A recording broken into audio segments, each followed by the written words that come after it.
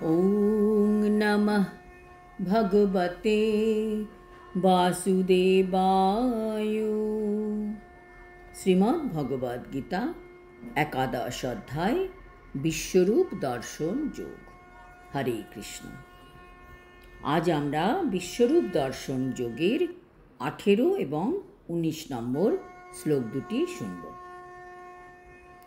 তামাক্ষরং পরমং वेदितव्यं तमस्य विश्वस्य परं निधानं तमव्ययः शाश्वतधर्मगुप्ता सनातनस्तं पुरुषो मतमे अनादिमध्यान्तमनन्तवीर्यम् अनन्तबाहुं शशिसूर्यनेत्रं पश्यामि त्वं दीप्तहुताशुभक्तं सतेजसा विश्वमिदं तपन्तम्। অনুবাদ। তুমি পরম ব্রহ্ম এবং একমাত্র জ্ঞাতব্য।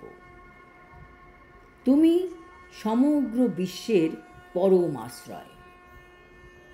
তুমি অব্যয়, সনাতন ধর্মের রক্ষক এবং সনাতন পরম পুরুষ।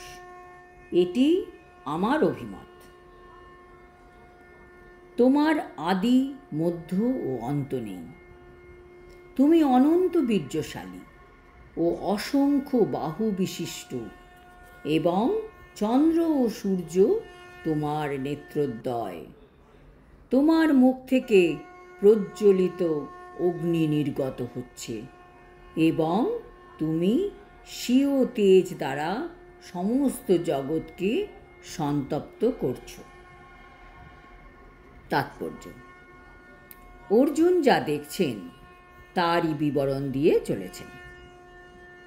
তিনি ভগবানের বিশ্বরূপ দেখে এত আশ্চর্য হয়ে গেছেন যে তিনি বারে বারে ভগবানের স্তুতি করে ভগবানকে মহিমান্বিত করছেন। অর্জুন ভগবানকে বলছেন যে তুমিই হচ্ছ পরম ব্রহ্ম, তুমি একমাত্র জ্ঞাতব্য। তোমাকে ছাড়া আমাদের আর জ্ঞাত বস্তু কিছুই থাকতে পারে না। সমগ্র বিশ্ব তোমাকে আশ্রয় করে বিরাজ করছে। তুমি হচ্ছ অব্যয়, তুমি হচ্ছ সনাতন ধর্মের রক্ষক এবং তুমিই হচ্ছ সনাতন পরম পুরুষ। এটি অর্জুনের অভিমত।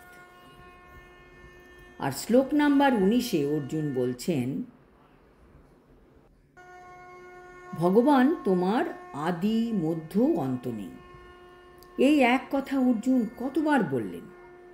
কারণ অদ্ভুত রসে মানুষ এই রকমই করে, এক কথা বারবার বলে। এটি অর্জুনের অদ্ভুত রসের প্রকাশ।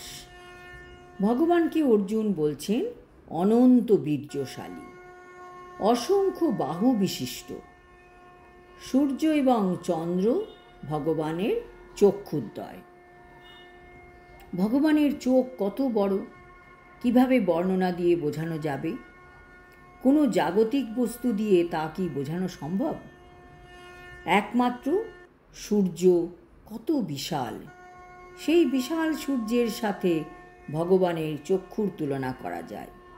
তাই অর্জুন সেই তুলনাটি দিয়েছেন, যাতে আমরা কিছুটা অনুমান করতে পারি যে ভগবানের চোখ এত বিশাল যে তার বিশ্বরূপ, তাহলে তার বিশ্বরূপ কত বিশাল হতে পারে।